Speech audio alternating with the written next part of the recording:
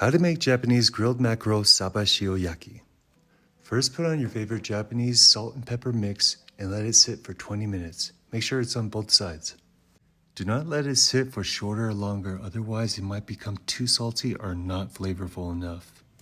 While preparing, preheat your oven to 425 degrees Fahrenheit. After 20 minutes, pat dry the excess moisture. Go ahead and put it in the oven for 15 to 20 minutes or until the fish is golden brown. And that's it, guys. Usually it can be served with daikon radish or lemon.